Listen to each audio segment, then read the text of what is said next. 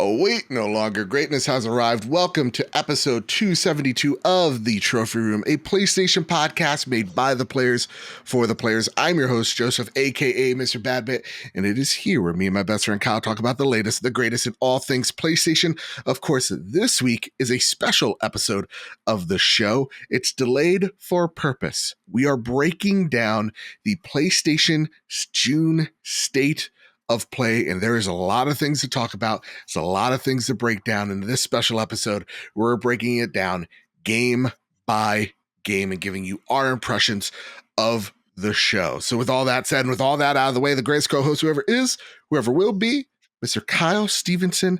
How are you, sir? I'm doing great because all I'm thinking about is how close I'm going to get to Lady D. Oh, what do you mean by that, good sir? What do you mean by that? Just admiring her figure and her gown, and that was creepy. That was too much. No. We're keeping that in. I know you're going to keep it in, but I'm just sorry. It's whatever. Listen, VR, PSVR has gotten showcased here. We got a good glimpse of future games that we're going to be playing soon as well by third-party partners, Kyle.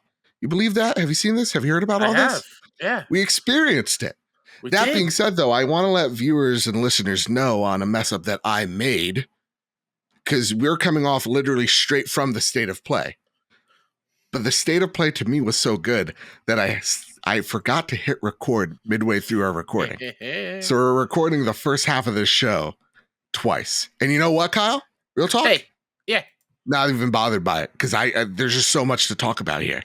Yeah. I'm just so thrilled of what we've seen from this State of Play. So I want to just get on in here with you. Mm-hmm. How did you, or what were your expectations walking in for people that didn't listen to the last episode? Yeah. And what are your immediate impressions walking out? Yeah, so walking in before the show, my expectations were in check. I knew only to expect third-party stuff and some VR things. While also me being me, I was also hyping myself up to do the out of left field hypest of hype moments, which didn't happen, which is totally fine.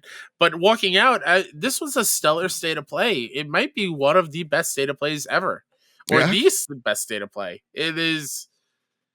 I mean, they started strong, they ended strong, and there was no, for me personally, not one single down point where I'm like, I'm a little bummed by this game. I'm not interested at all. No, I was excited the entire time. Yeah. There's not one game I'm not going to play.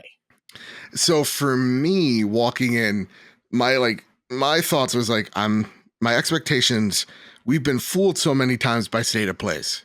Like, let's be real, they're either a hit or a miss. What are we doing here? This one was, to me, this is the blueprint. From here on out, this is what you do.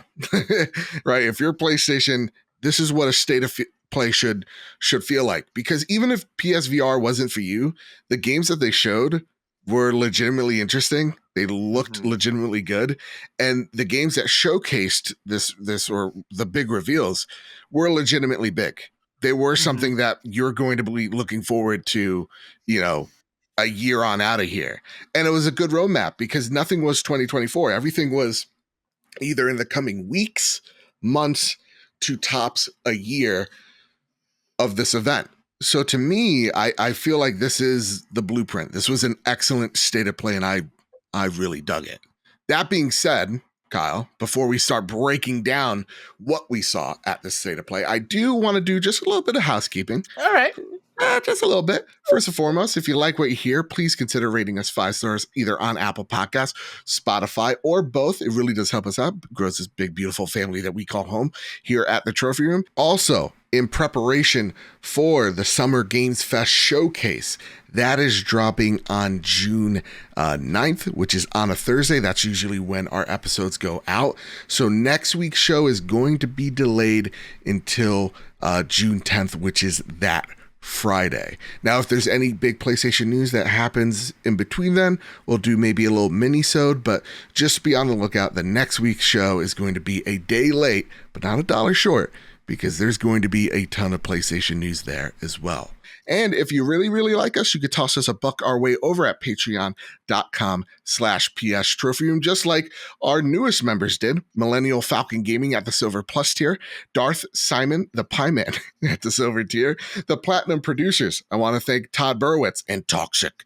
I want to thank our gold members, Too Soon, Gavin Gottfried, Jose Jimenez, Jedi Master Red, Metal Kirby, Awesome Dave, Robbie Bobby Miller, and Stubbles and Bits. I want to thank our Silver Plus members, Hide Indoors, Nakachaka, Marcus O'Neill, JB the Purple Monkey, Jedus Von Metal, Tim Ulf, Justin Rodriguez, Cypher Primus, Captain Logan, Brenton Zachary, K Grim, Rick Arrington, Dewane Raksha, The Good Sir, Mr. and Mrs. Nasty Boots, Drellish, Foolish Fuji, Any Day Now, Kevin Mitchell, Kevin Diaz, Manx Visia, The Lord, Colgi, Elo 2032, Stephen Flesh, Jinx the 24th, Bubble Boy and 7, Jesse Garcia, Hambone, and the Aztec King. Thank you all so much for supporting us the way you do. It's the reason why we look so good, sound so great. It's because of your generosity over at patreon.com/PS Trophy Room. And you get cool little knickknacks when you do. Like this week, we had a console war room where me and Sean placed bets on who's going to perform better, this state of play or the Xbox Game Showcase, and why we're kind of skeptical of both. But I can't wait for the wrap up because I really liked what I saw here. That said, Kyle, let's talk about the first game. No more shelling, no more housekeeping. Let's talk about the first game that we saw from this showcase. And it really did, to me, set the tone. So that said, we saw Resident Evil 4 Remake. Kyle, your thoughts? My thoughts. A little bummed by the way it was unveiled. I'm not gonna lie. How? Yes, it was exciting. I'm not gonna sit here and say I was not excited. Mhm. But I miss being like intrigued as to, oh, what is this? Mhm. Like the way Resident Evil 7 was unveiled, where you were like, wait, what's going on? RE2 being in the eyes of a mouse in the back room of the gas station. Oh, okay. Like that kind of unveiling where, yeah, we heard like the Spanish music and whatnot, and it just like My panned out to people's like an music, R. sir. Yeah, it was great. It's great music. And what are you trying to pin on me, I sir? don't know. But that's the small, tiny little nitpick Yeah. aside. I'm excited by the way that this looks. It is a reimagining of RE4. I hope they fix things like I don't want to be yelling at Ashley the entire time. If it's anything like RE2 Remake and RE3 Remake, even though it wasn't as good as the second one, it's going to be really, really good. And we both have recently played this like in the last year or so. Yeah. So it's still fresh in our minds. So I'm even more excited to see how much better it's going to feel and look, and how are they going to make this age well? Because a lot of that original game didn't really age all that well. In our opinion. In There's our people that will opinion, yell absolutely. at us. I mean, the Iron Maidens are one of the best Resident Evil enemies of all time. Yeah. There's a lot of really good stuff in there, but some of it not great. Yeah. I think for me, I get what you're saying now, because honestly, when we talked about it before, you're like, I wasn't a fan of this trailer. I'm like, how so? And I think by putting it perfectly, like, yeah, being the little mouse in RE2, like that was such a neat little reveal, where this one felt a little bit more traditional. And even kind of gave me like the vibes of The Last of Us, and maybe it's because of the Spanish guitar in the back. But I do want to lend some caution. This is a quote unquote reimagining of Resident Evil 4. So that may strike hardcore fans a little bit too close, because they're just like, I really love this game. To so many, it's their favorite Resident Evil game. It may be a little much for them, or maybe lend credence to them being skeptical. For me, there was parts in Resident Evil 4 that could have easily been cut down, like parts of the castle. There's parts at the end that felt way too action game-y, or even some boss fights that were easily cheesed. Leon falling out of a second story of a building, doing a flip and roundhouse kicking somebody. Not the most realistic thing in the world. Right. And I think if this lends it to be a more grounded story, or just cut out some of the fluff, maybe add some new parts to it, that's awesome to me. So I am giving them the benefit of the doubt that they didn't take the easy road by going with just a straight up, you know, pretty much port. I am curious because Kyle, here's the neat thing about Resident Evil 4 Remake. What's that? It's also going to be on PlayStation VR too. It sure is. And it gets me thinking. Oculus has Resident Evil 4 on VR. It seems like they literally made it again in VR for PlayStation VR 2. Yeah.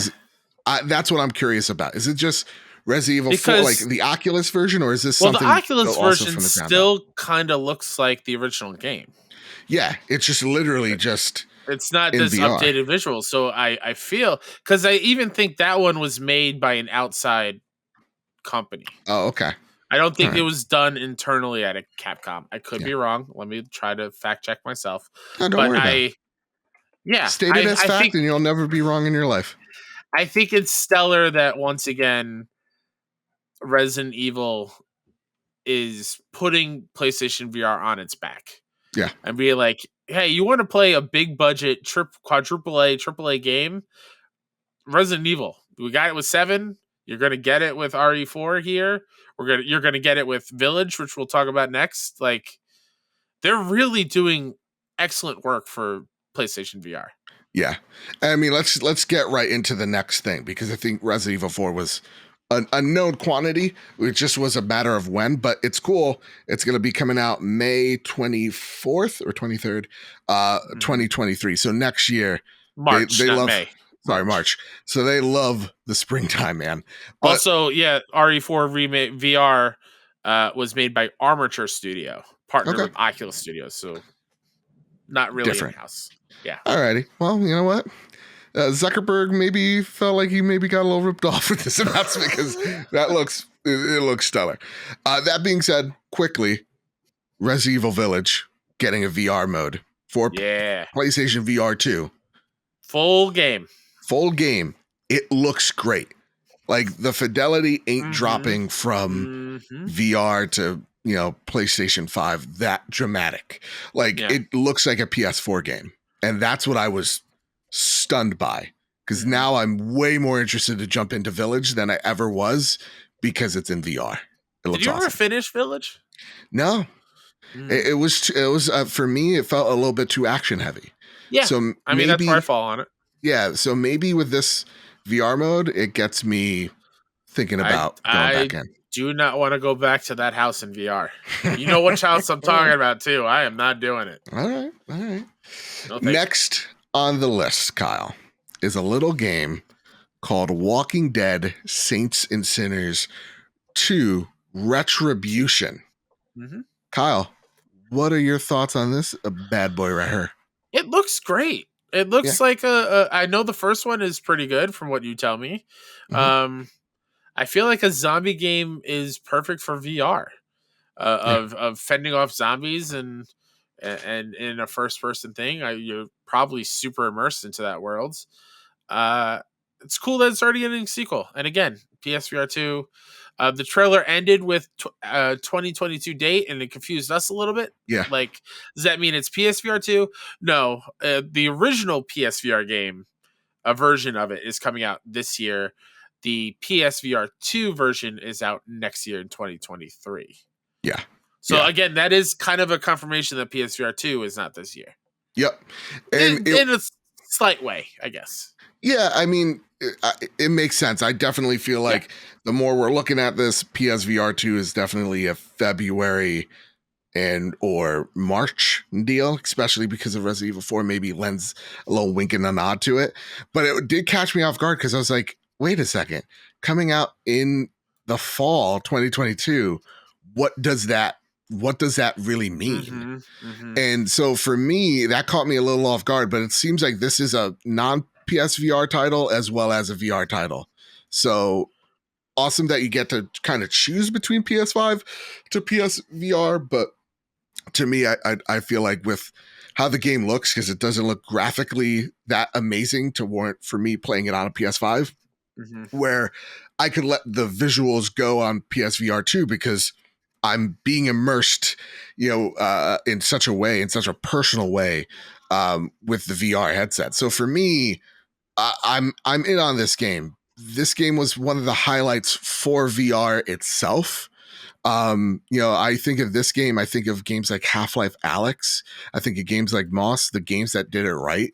So seeing this game get, some love on this state of play is great because it's getting love on other places as well, like Oculus. So you're seeing PlayStation being really focused on VR in a really cool way. So Saints and Sinners, totally up my alley. I'm going to be trying it out because the cool thing about Saints and Sinners, Kyle, is it's not like on rails.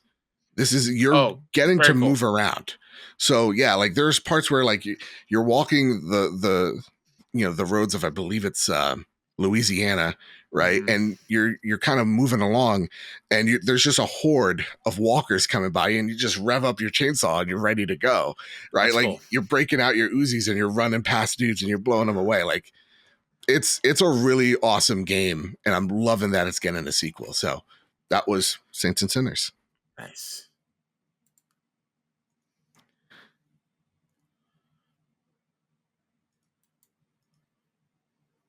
So that is Walking Dead, Saints and Sinners. Looks phenomenal, looks great. The next game is one that I'm surprised that like it was in the showcase, to be completely honest, because it's already out on PSVR, but it's kind of maybe reaffirming that this is like an update specifically for PSVR 2. So that is No Man's Sky. Comes to PSVR 2. Yeah. Yeah. So there is an article by Sean Murray on the PS Oh, blog. okay, cool. 3 years ago, we launched our Beyond update and reimagined No Man's Sky as a true virtual reality experience. It's a huge undertaking, but overnight it became one of the biggest VR titles as we released it as a free update for every member of our large community. We wanted players to experience our universe from an entirely new perspective and play through its entirety fully immersed in VR. Today, we are happy to announce that No Man's Sky is in development for PlayStation VR 2. PSVR 2 system also currently in development. It's also a fantastic moment for us to focus on our virtual reality experience. And then he's just talking about what it took to make VR, this game in VR. So let me stop you right there. Oh, more specific features in the coming months. Okay.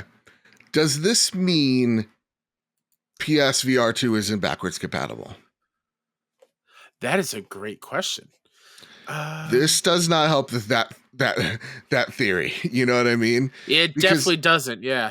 Because like if this is just like let's say the PS5 version equivalent to a PS4 game, I don't want an upgrade fee for VR. Yeah. That doesn't give me good vibes off the get. But if I had to buy this game wholesale, that's gonna really, really bug me. I hope they didn't PS3 it with a cell processor. That's the other thing. VR too. I hope they didn't make something that makes it harder for older games to be played on this one. Maybe you give them a little bit of the benefit of the doubt because we don't know how the technology reads the input that you're using, like the controllers and stuff. But like, that's a bit of a bummer. Yeah. If that is the case, we don't know, but having that there could be the canary in the coal mine of maybe PSVR 2. I'm hoping it's just like compatible to take advantage of like the haptics. That's what I'm hoping. And the 4K and the eye tracking and stuff like that. I hope that's what it is. Yeah. All right, let's talk about the one we're really excited about. All right, you ready for this? Oh boy, and I have the blog post ready, so whenever. You know what? Just take it away. Oh, Horizon Call of the Mountain. Horizon Call of the Mountain gameplay trailer revealed, and Horizon Forbidden West gets update, including New Game Plus. This is written by Ben McCaw on the PS blog, narrative director over at Guerrilla. In early January, we offered you a glimpse into Horizon Call of the Mountain, a new adventure created exclusively for PlayStation VR 2. And then in brackets, PSVR 2 system currently in development. And now we're excited to share a new trailer with you featuring some of the action and adventure that will take place in this upcoming game. Meet Ryas, Horizon Call of the Mountain's protagonist. The world of Horizon is spectacular up close. In Call of the Mountain, you'll be seeing it through the eyes of Ryas, a former Shadow Karja warrior who hopes to redeem himself by investigating a grave new threat to the Sundom. He is a master at climbing and archery, two skills crucial to survival as you step into his shoes, scaling perilous mountains and taking down mighty machines like the Thunderjaw. Throughout your journey, you'll master various tools and weapons and use the world's many materials to craft additional gear, equipping you for any situation. But you won't be going it alone. Along the way, you'll meet Horizon characters new and old, including Aloy herself. I was about to ask. Alongside the game's main story, Call of the Mountain will also offer an exciting, immersive river ride experience. Take a seat and enjoy the gorgeous views of the world of Horizon, but look out, some uninvited machines may try to come aboard. The river ride is a perfect way for a player using the PSVR 2 headset to share the magic of PSVR 2 with your friends and family as they watch along on a connected display. Horizon Call of the Mountain has been proudly developed together with the talented team at Firesprite. And then Horizon Forbidden West gets a big update. We're so thankful for our incredible, talented community and happy to announce that a major update will be released today.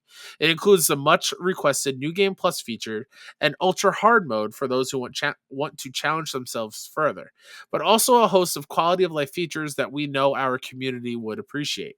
The transmog feature allows players to easily customize the cosmetics of their equipped outfit to look like any other owned outfit. And with respec, players are unable to freely reset their skill points and redistribute them. Think you can still take down that slaughter spine? This update also comes with a dedicated trophy pack so you can track your victories as you revisit the Forbidden West on Ultra Hard through New Game Plus. Oh, wow. Additionally, there's a new herbalist vendor who sells animal parts, and we've revamped temporal anti-aliasing to improve the visual fidelity of our performance mode on PS5 and rendering on PS4 Pro. We're already working on an upcoming patch which will include VRR support and a 40 frames per second mode. So stay tuned for more. Oh wow! All right, so a whole lot to unpack there. Yeah, whole lot to unpack there. Let's start with Call of the Mountain. Call of the Mountain. Yeah. Looks phenomenal. Phenomenal. I love that great. we're going to hang out with characters we already know and get to see them in VR. I'm excited to climb in this game because like you do a lot of climbing as Aloy, but I feel like just being able to hang off the side of a cliff and looking around in VR is looking down. Special. It's going to be pretty special. Yeah. Yeah. And I like the river ride thing, which is what we saw in the trailer a little bit. That's kind of like, I view it as the gateway to VR. Like that Absolutely. is the tech demo to show your friends, your mom, your dad, grandparents, like, hey, put this on and just look around and see. It's the PlayStation Worlds of VR too. Put the VR on Nana, who's like seen World War II. She's just fighting a giant mech. A giant mech alligator. Yeah. Flashbacks. So real talk, I love what you just said right there. Like, yeah, traversal, looking down, going, oh my God, that's a mighty big drop. But I also feel like it lends to the idea of a controlled VR experience where like you're seeing the combat and the combat looks pretty damn great because it puts you into the shoes of a Karja warrior. You're putting the arrow and just like cocking it back. I can't wait to reach behind me. Exactly. Oh, yeah. And fire off an arrow. And then there's also, it looks like neat little dodge mechanics that you're doing too. So I'm thinking you might be able to just move your body one way to dodge like a shot, or maybe you're just pressing a button to make it easier for the user. Sure. Yeah.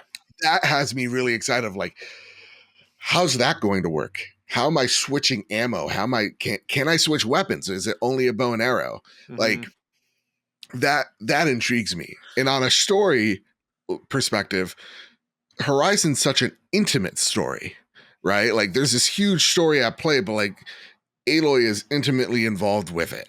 How is Reyes going to be involved with this story? Is it just a redemption arc, or is it something more to that? That's what I'm curious about when it comes to that. But yeah, it looks phenomenal, coming out 2023. So writing's on the wall. This PSVR 2 may not be backwards compatible and coming out next year. So that is the launch game to get. Absolutely. This hopefully it is a launch game. It's got to be though. It's got to be. It's got to be. And it's kind of hopefully inspired by games like Half-Life Alyx, which sadly we didn't see here, but honestly, can't say I'm too sad by. And with all the updates from Horizon, awesome news if you're a Horizon fan. Just like Kyle, having like the world's so beautiful. Now you get this just first person view of it. Like Yeah. you're in it. That's the thing that I'm the most excited by. Like you're gonna truly get lost in this world. I really hope, and I really hope they do this, where there is like you know how you like unlock, like game art and assets and things in some games you can use like unlock tokens. It's like character models and whatnot. I hope that you have the machines in-game modeled where you can in VR go up close and look at a Thunderdrum up close and see just how detailed everything is.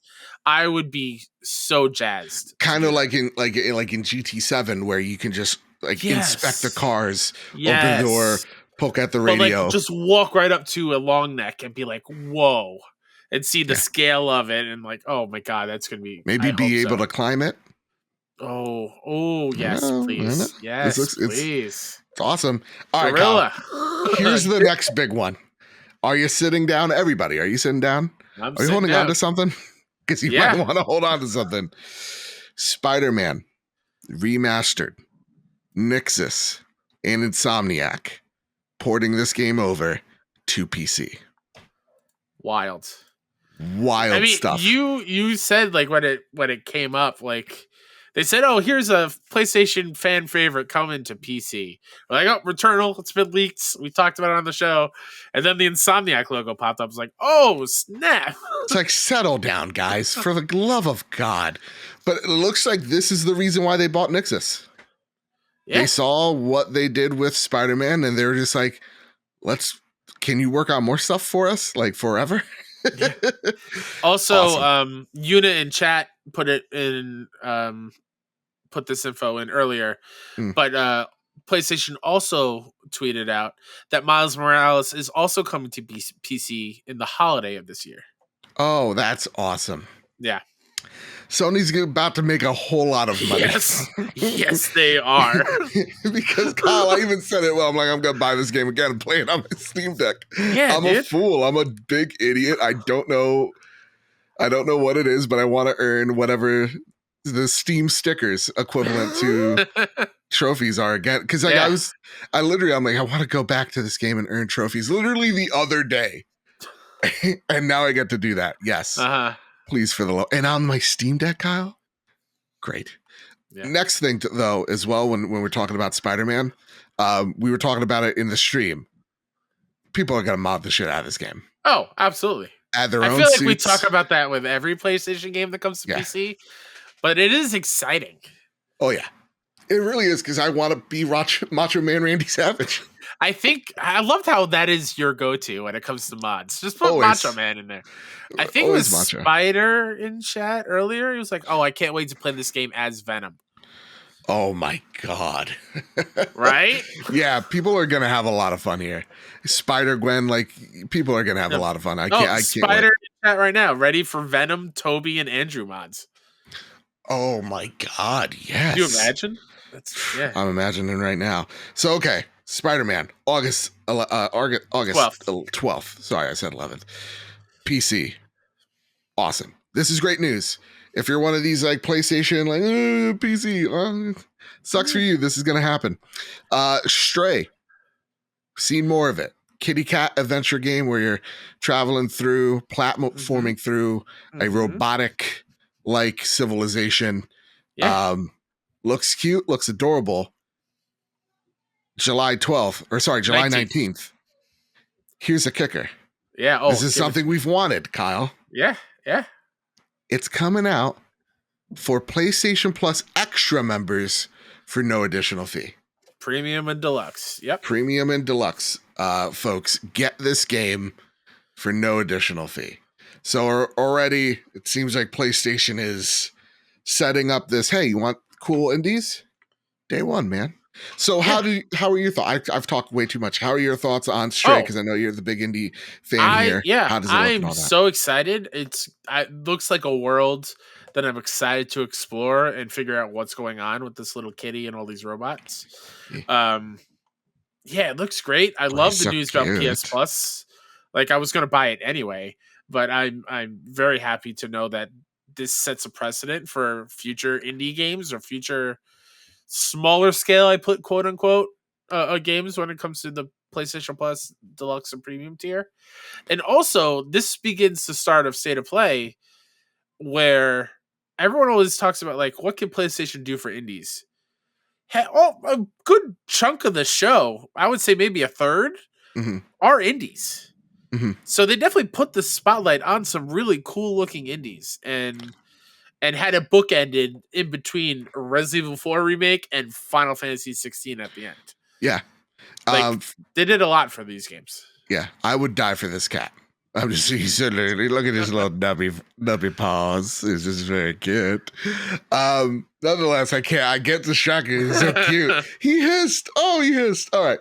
So yeah, no, Stray looks great. I'm excited that this is like when you talk about what they can do for indies, putting them on this service is definitely what they can do to highlight some awesome indie games that PlayStation thinks going to gravitate the hardcore audience to this service so that they can lose themselves in more games. So awesome to see Stray out there. It looks phenomenal. It looks really fun, and I'll be playing it for no additional fee. Day and date, day one. The next game, Kyle. I told you. Oh, boy. I told you. Oh, boy. Callisto Protocol. Yeah. The Dead Space inspired spiritual successor. PS blog post, so if you want me to read that, I can. Yeah, read like 3 paragraphs if you may. Sure. The Callisto Protocol sci-fi horror gameplay reveal written by Glenn Schofield, CEO of Striking Distance Studios. Some of you may know me as the creator of Dead Space. I'm excited to be returning to my roots with an all-new take on the sci-fi survival horror genre. I hope you like what we've got to show you today. Set on Jupiter's dead moon, Callisto, in 2320, the Callisto Protocol is the story of Jacob Lee, an inmate at Black Iron Prison who must fight for his life when a mysterious outbreak throws the moon into chaos. Prison guards and inmates are mutating into monstrous creatures called biophage, and Jacob must battle to survive the horrors of Black Iron and uncover the dark secrets of the United Jupiter Company. Creating terrifying moments in games is hard. To bring the world of the Callisto Protocol to life, the team uses a process we call horror engineering to handcraft unforgettable scares. It's about blending atmosphere, tension, brutality, helplessness, and humanity to thrill players and hopefully scare the crap out of them. PS5's 3D audio capabilities, they take full advantage of it and leverage acoustic ray tracing, diffraction, and portaling to fully immerse players in the world, from the monster sounds of the biophage echoing from long dark hallways to the ambient whirring of broken prison machinery. Audio is a huge feature in making players feel trapped, isolated, and alone. And then it goes on about more of the game, but it says the game comes out around the world on PS5 and PS4 on December 2nd, 2022. This game is just, it looks grotesque in the best ways possible. You know, it's not like Scorn. When I saw Scorn, I was like, this is disgusting, kind of disgusting gross. Penis-y monsters, and I'm not dealing with it. Don't like it. I love Glenn's work. Dead Space is my favorite horror game. It is one of my favorite games of all time. So I was day one on this. But Jesus, this looks like the brutality of The Last of Us in terms of fist fighting. Because instead of a laser or plasma cutter, you have a baton that has like electricity on it. An electrified baton. That's it. So it's all about getting close and personal with these biophages. And it just looks absolutely terrifying. Like when they're talking about engineering horror, it literally, you're crawling through, as you were saying that, you see Jacob, I believe is the main protagonist's name, crawling also through these played by Josh Duhamel in this game. Yeah. Actor Josh Duhamel. Which, fantastic. Sure. And you're crawling through, and you just see this thing's face and the eyes just peer at you. And it's just horrifying. Yeah. But like it looks at you and nothing happens. It's like, yeah, engineering that suspense, engineering that dread, that horror, this game absolutely gets, and I cannot wait to see what Striking Distance does. I'm thrilled. I cannot wait. Yeah. What say you? I'm excited. Yeah. I'm usually not a horror guy. I'm slowly becoming more of a horror gamer. I'm excited to see what the creator of Dead Space does, and I feel like this is a good appetizer for the Dead Space remake next year. Which, if I'm not mistaken, Is it February, no, March? no, no. I think it's January like 17th. Look So it up for me real fast. yeah, I will, because that's Weeks apart. My Do you heart think? can't Do take you it. think Glenn was like a little bit petty? I was Yes. like, "Well, we got to get this out before the Dead Space remake." Yeah. Absolutely. I mean, that's what I would be like. I'd be like, you Absolutely, right? son of a. Are you serious? Yeah, January 2023. Yeah. So this game coming out a month before its literal predecessor, Oof. Dead Space. I'm eating in the best ways. Yeah. December 2nd, right? Let's go. Yeah. Mm-hmm. Cannot come soon enough. PS5 and PS4. This looks terrifying. All right, here's Yep. a game that you liked. Roller Dome Rollerdrome. or Roller Drome. Indie game. Yeah. Cell shaded. Yeah. Rollerblades with guns. Yeah. Elaborate, please. It's a futuristic skater shooter from Ali World's Roll 7. This also has a blog post. I won't go crazy into it, but in Rollerdrome, slowing down or stopping is a surefire way to get yourself killed. Chase the adrenaline and keep up the pace at all times. You need to be constantly moving and carving paths through the arena. Focus on dodging enemy attacks and pulling off tricks. Both will restock your ammo. You can fire at enemies to reduce their health and stagger them as you go, but don't be tempted to stop moving. So that's cool. So you do tricks and stuff and dodging, that will restock your ammo. Okay. I love that. Instead of just picking up ammo in the worlds, you actually have to do tricks to restock the ammo. That's cool. It's like roller derby, but to the insane degree. Like, what was that show on? What was it? SNES. SNES. Yeah. It was like a game show of you were a contestant on a game show that killed other players. What was the name of that? What up, Point in Progress? Thanks for rating us. Hello. What was I that name totally of forget. that game?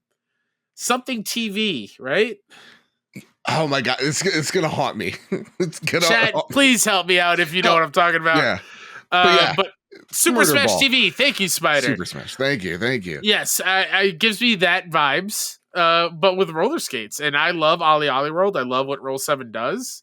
It's got that aesthetic to it. If it moves just as well as you do in Ali World, I'm in. Yeah, I'm excited. Yeah, I'm willing to give this a shot. It didn't like light me up, but sure. Yeah, whatever. If it comes to PlayStation Extra or Deluxe and or Premium, absolutely I will. All right. Eternal Nights.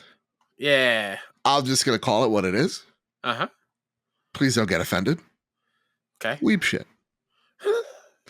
So like, what's weeb shit, Joe? Let's elaborate. What does that mean? You know, are you just gonna like duke on a whole genre? Yeah, kind of. Because this is what it is. Again, anime focused, not my jam. But this guy has his arm cut off, and now he's grown it back, but it's with light, and you use that to fight these futuristic looking monsters. But you're still trying to get your freak on, because this is not just a or not a JRPG, but a Japanese action game. This is also a dating sim. Yeah, you're all in high school, and of course there is a high school girl shooting fireballs out of her hand type of stuff. So I feel like I described 95% of all Japanese action games. Okay, and that's because I did. This looks not great. This looks like a whole lot of QTEs. Kyle, am I wrong? Have I just offended a whole people? You let me know. You definitely did offend a whole genre of video game players out there. This also has a blog post on the PS blog about it. They deserve at least a paragraph. It's from the Studio Sai, who's a small, fully remote, independent studio. Okay. And it is their very first game, which is really cool. Such an asshole. That's why I didn't say anything while you were talking. I was like, oh, Joe's gonna get it. Eternites is a dating action game where you try to make the most out of life during the apocalypse. So you scavenge for supplies, explore dungeons, and go on dates. Okay. Um, it sounds like it's a lot of Persona outside of dungeons, where you are choosing to spend your time with people to raise your confidant ranking with them, Mm. deepen the relationship, and then it unlocks new skills for the dungeons by doing that. So it is important. It's not just go have sexy time with other characters. It actually gives you an in-game benefit of giving you skills to tackle the dungeons, from what it sounds like. Fair enough. You know Yeah. what? I love, again, I'm a dick. a debut game on a state of play. Yeah. Again, PlayStation's putting the work in for indies. Absolutely. Here's and you know what? I will try that game out now because I do feel awful. You guys keep doing keep Ladies and gentlemen, we got doing it. All right, next one up. Street Fighter 6 2023. No confirmed platform. I mean, it's PS5, PS4, but we don't know right now if it's an exclusive. Kyle, if you can scour. Available in blog posts. 2023 on PlayStation 5 and PlayStation 4. Psst, did you notice anything appear on the Battle Hub screen at the end? No, because I'm not a big Street Fighter fan. That was in the PS blog post. Oh. So maybe there is something on that Battle Hub screen at the end. Okay. Well, the one thing that you caught immediately, this is an open world game. At least you're getting hubs. I'm going to try to find what it says in here because I was very, very odd. It was very odd, and it doesn't look very good in that aspect, but it seems like you're running around the city looking to fight people. So it's like, hey, you want to fight? And they're like, yeah, sure. And then you start fighting. I don't know how useful that's going to be as a game mechanic, because it really does scream think of like Splatoon for you dweebs out there like me. You're running around this little city. Instead of talking to merchants, you are... you want to fight, old man? There's a lot of interesting stuff in this blog, so I'm going to read a little bit of it. Okay, please. Really quickly, for those who are worried that fighting game inputs are too complicated and just want to unleash your inner fighter, we have a solution in the form of a new control type option. First off, classic control type is what veterans can expect to use for inputs with its 6-button layout. New to Street Fighter 6 is the modern control type, which allows for easier inputs where a special move can be performed by combining the special move button with one directional input. I love that. I was going to say, that's actually awesome. Another really cool thing, apparently, is we're happy to announce a new feature that will add all the hype of a competitive match without actually being in one. Enter the real-time commentary feature. We're working with well-known FGC commentators and other recognizable faces to incorporate their voices directly into the game. Enter a match, and as the fight goes on, their voices will narrate what is happening on screen, just like a real tournament. In addition to the added excitement, this feature will also provide easy-to-understand explanations about gameplay. This will help anyone new to Street Fighter have a better grasp on the mechanics to use for future battles. Support subtitles in 13 languages. That's really cool. So I love watching fighting game tournaments just to hear how excited the commentators are. So if they're incorporating that into the game and I will get that without having to play online, that is pretty cool. Yeah. And then the last thing is they talk about the new worlds. So you saw the World Tour and Battle Hub. World Tour is a single-player immersive story mode that pushes the boundaries of what a fighting game is and allows you to leave your own legacy within Street Fighter 6 with your player avatar. And while Battle Hub, briefly shown at the end of the trailer, seems just like a venue for online matches, it will also bring new and unique forms of engagements and communication. Both of these modes will require a deeper dive in the future, and we can't wait to discuss them in more detail. There's like a quick little thing that flashes here. It's almost like it's almost like a blink and you missed it type of thing. So so someone on Twitter's already got it down. Yeah, right. All that jazz. Okay. All right. I like the input because I'm dumb. My hands don't work good. Yep. Awesome for someone that doesn't do fighters to maybe possibly get into them. Yeah. Me, you. Yep. I'm kind of half and half though on this game because I really don't know about the open world stuff. I don't know about like bringing in like it looks like people in that field, like it's a profession, to be part of the game. I kind of always feel like that's a little cheesy, but I do love the simplicity of the fighting if you're a noob like me. And what you mentioned, Kyle, so I'll let you have it. I'll just mention it real quick. Yeah. It's like the splash. It's like kind Yeah. of like when you do a really good hit, it's like this splash of color that lands off of them. So like it to me, it feels like it's a Street Fighter game in the Yeah. most basic sense, where when I think of a city, one of the first things I think of is graffiti. So if you're gonna have a Street Fighter and you're getting hit and you're splashing these bright neon colors that land on the ground after big hits, that's kind of cool. I do dig the aesthetic there a little bit.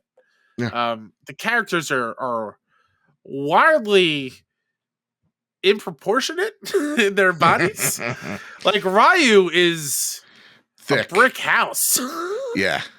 He is And a Chun-Li thick is boy. always Chun-Li, and I'm not complaining. I'm not complaining. Let's not complain about Chun-Li. I will never complain. Let's about not take Chun-Li. Chun-Li away from me, please, for the love of God. But Ryu is a thick boy. He's a thick boy. And, you know, I think about it. He has a Sure. slanger, apparently, Kyle.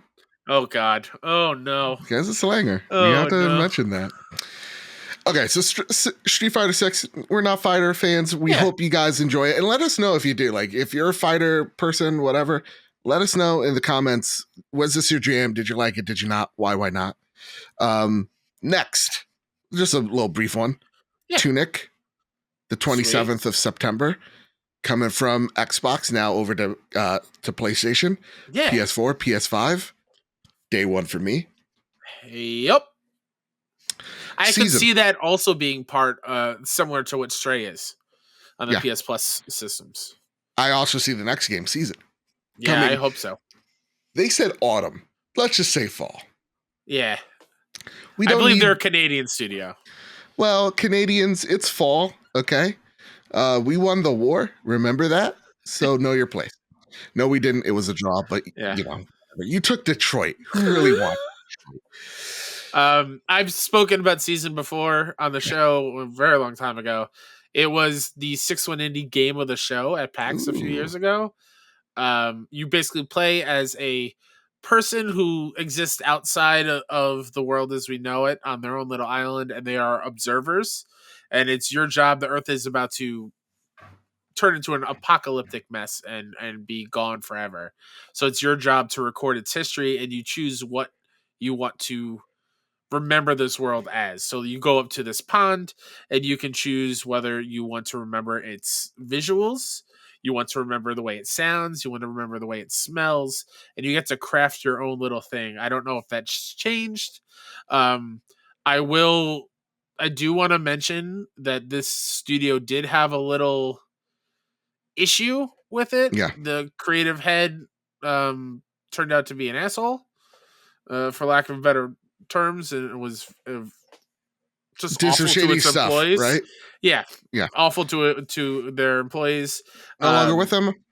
I don't know. I know there was an internal investigation. I don't remember what it turned out to be. We'll let But you know in the next episode. But the just game fire up away. is special. I could see it being a Journey-esque kind of experience. Okay. Yeah. Okay. All right. Seasons. Great. Cool. Yeah. But also be wary. You know. Sure. But Final Fantasy 16. Ain't nothing to worry about here. Ain't This nothing to game worry about here.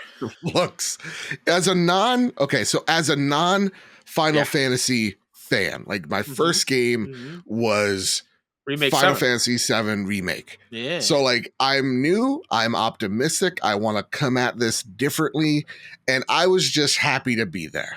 I have no idea what like any of these characters are. So I want to kind of come to you with this. It looks like all these big giant gods like Infrit and Odin, Shiva, Titan have like reemerged from the ground and it's causing a ruckus. Yeah. What did you think of this trailer? What are those beings? Are they like gods? What was your take as the big Final Fantasy person? Yeah. So they've changed from game to game. Like in Final Fantasy 7, they're just materia.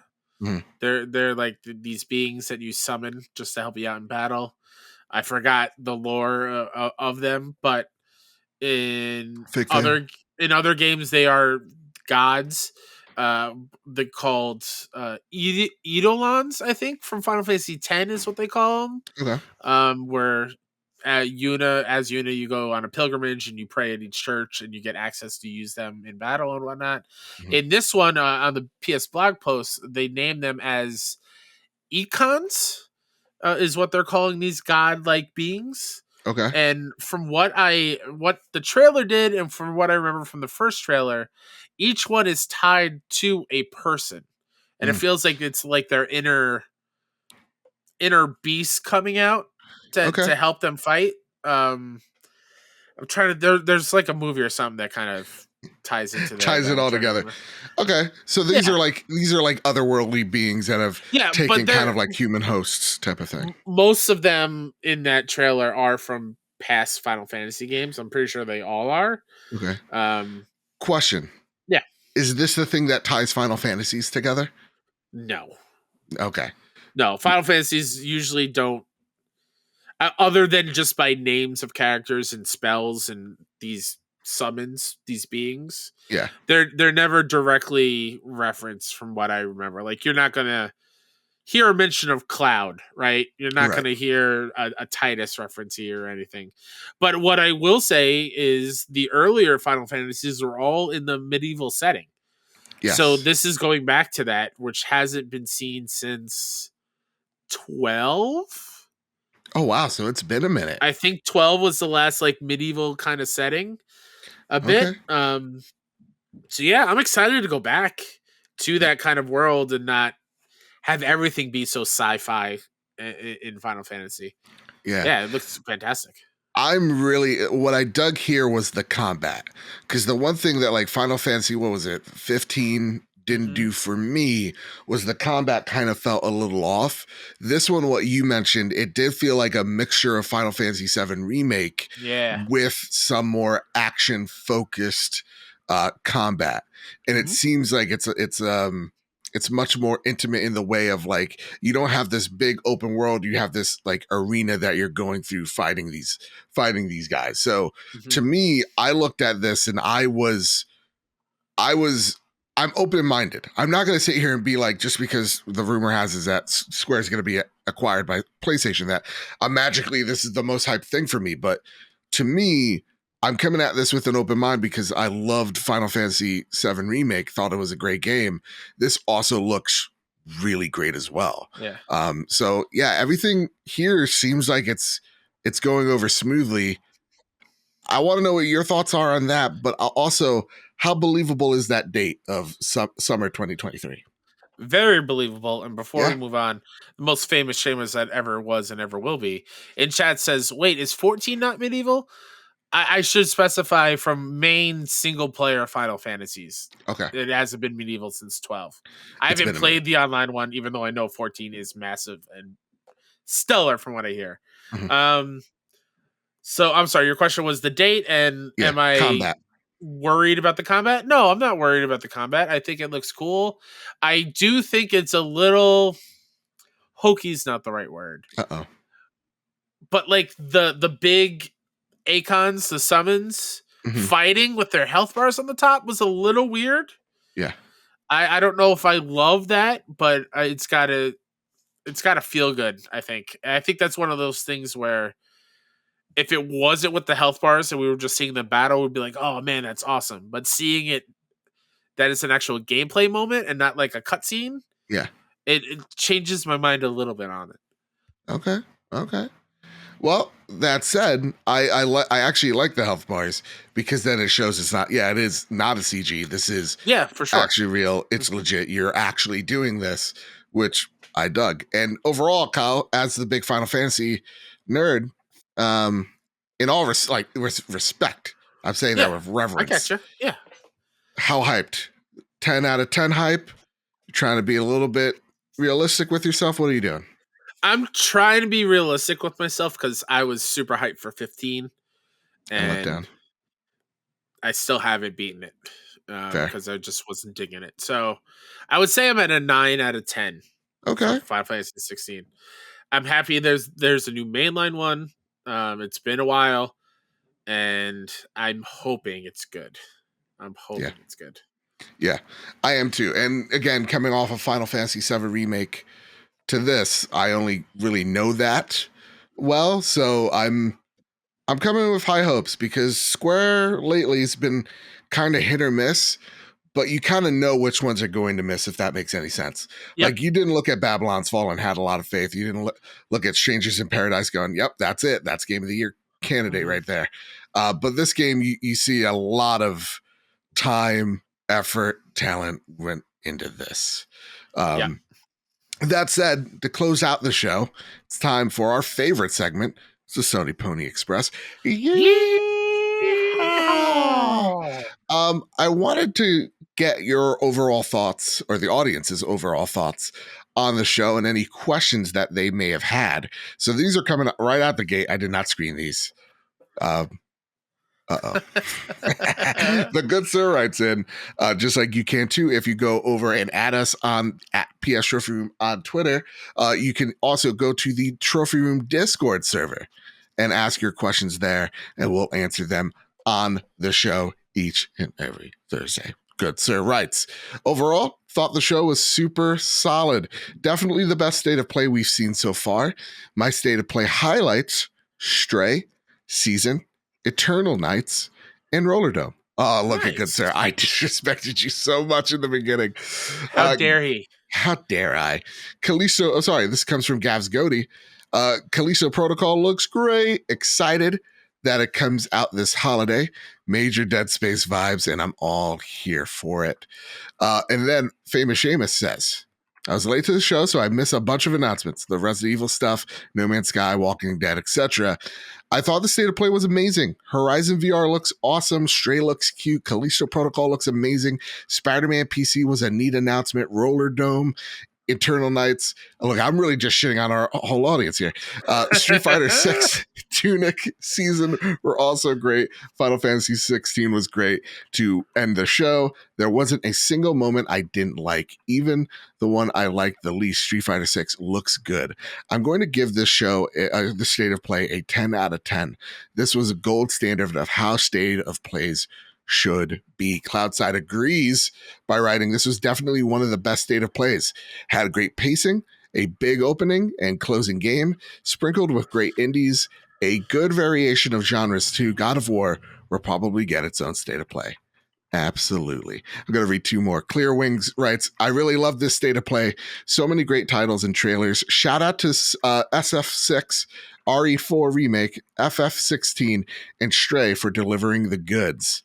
And Jedi Master Ren writes in, where you're at with this state of play overall, how would you rate it? So, us going through it, our initial reactions were positive, but now actually going through the state of play itself, Kyle, how do you feel? We've said all the things that actually came out during the state of play. Where would you rate this bad boy? 10 out of 10, 10 being do a number or a letter? Numbers. Yeah. I would give this a... Gotta be realistic here. Gotta be. Don't just be like 10 out of 10. No, PlayStation no. number one, Xbox sucks. I would say an 8.75. 8.75. Real close to a 9. Okay. Still fantastic. You broke out the decimal points. I love that. I did. It was fantastic. Okay. The only thing that I wish for is I honestly, I told you during the show, I wish it was longer. I wish we had more because that I'm usually good at shrugging those off, Joe, and you got me there. It just it left me wanting more. Who? Yeah. And I wish there was a little bit more VR stuff too as well. There's only like 3 or 4 there, and they were all like bigger things. So yeah, there was room to grow, of course, but it was stellar. I think this is 10 out of 10 show, and Xbox is fucking dead. You write that down. Oh yeah, I thought PlayStation was dead before this. No, like both of them are dead, but like Xbox, like the body's way more cold. Okay. No, I jokes aside, I love this state of play, and I think y'all are right. This is the gold standard. This is what you make your state of plays act and feel like they truly matter, and this is not just an obligation. You actually wanted to put the show together. You had some legitimate surprises that no one saw coming, and even the things that we knew were going to be there looked really good. So like RE4, Street Fighter 6, all those looked fantastic. I think this is a great preview of PlayStation VR 2. Like Horizon looks phenomenal. It looks Mm-hmm. like Half-Life Alyx level VR, and I am totally about that. Mm-hmm. Knowing that there's third-party support for PlayStation VR in major ways like Resident Evil 4 or Village goes to show that yes, they're pouring money to make this thing a success. So I really dug that. So to me, I'm gonna squeak right past you, not need a decimal point here.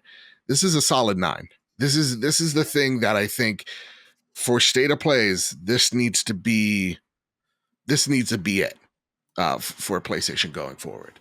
So I truly loved it. What was your? Let's just break it down to 2, or you could do 3. What was your biggest games there? Top 3, you could say. Oh man, Horizon Call of the Mountain or Call of the Mountain. Yeah, the Um, mountains. the Mountain. Uh, Final Fantasy 16. Okay. Callisto Protocol. I'm going to cheat. I'm going to cheat. Okay, okay. The lineup of indies. I think Oh, the you lineup son of of a gun. indies was so impressive. It Yeah. was great. So for me, it's Horizon Call of the Mountain. Looks fantastic. Can't wait. I will say Final Fantasy 16 looked really good. And as a non-Final Fantasy hardcore person, this is getting me interested in trying it out. And dipping my feet in, because I do like the medieval fantasy setting that this game has compared to what others before, the more modern or futuristic, whatever you'd like to call it, setting.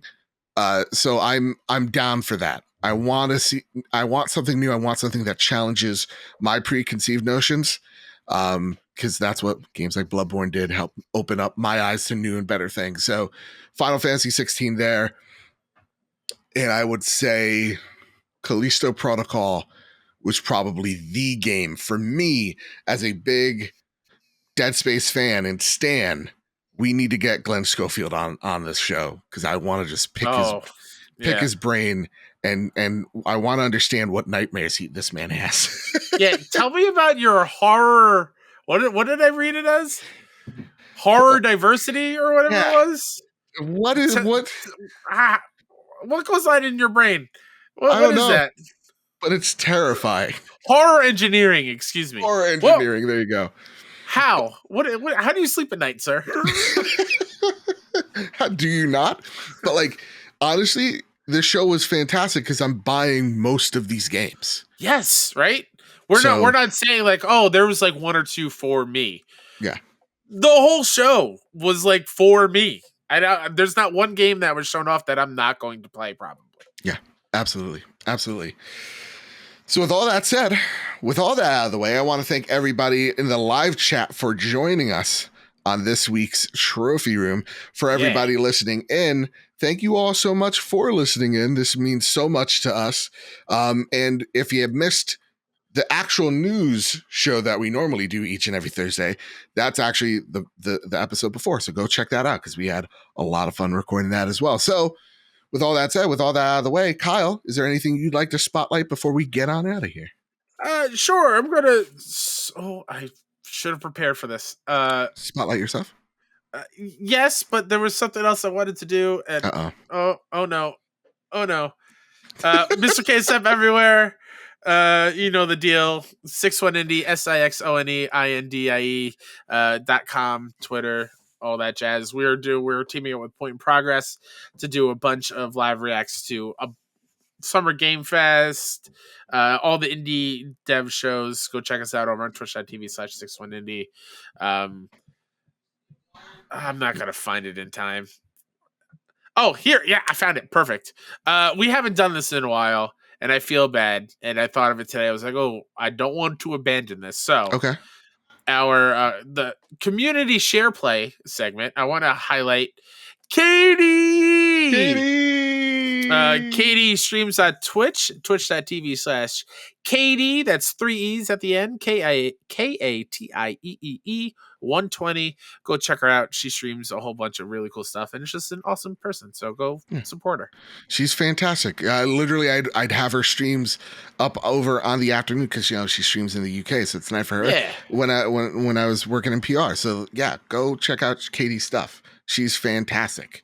She's amazing. So even if you could toss me a link to her streams, and I'll link in the description for Absolutely. That. You can find me over at Mr. Badbit. You can find the show over at PS Trophy Room on Twitter. I was gonna say Twitch again. And just for technically this week's show, Kyle, you said something that was disturbing. You said delicious nom noms at the end. No, sweet num nums. Sweet num nums. Yeah. Okay. You said whoever's listening, please message us sweet num nums at the very so we end. know that everyone listens to the whole show. Okay. We got a 5-star review from Fix It or Else. Yes. And they go delicious num noms. Yes. 5 stars. Oh, I appreciate you. 5 trophies. Nice. What should we tell them to say this time? I don't know. That's it. Just go a little HU period 5 stars on Apple Podcasts. I'll read it on the show. And with that said, you can rate us 5 stars on Apple Podcasts. Tell us why you love us. It really does help us out. It grows this big, beautiful family, but it also helps us as we're grinding here. Get some positive feedback. It really does help us out. And you could give us a 5-star review over on Spotify. That greatly helps us as well. Get us closer to those top 100 charts. It really does help us chart and helps us, again, grow. So with all that said, with all that out of the way, everybody, keep your wits about you. Keep hunting and keep playing PlayStation. See you guys. I love you.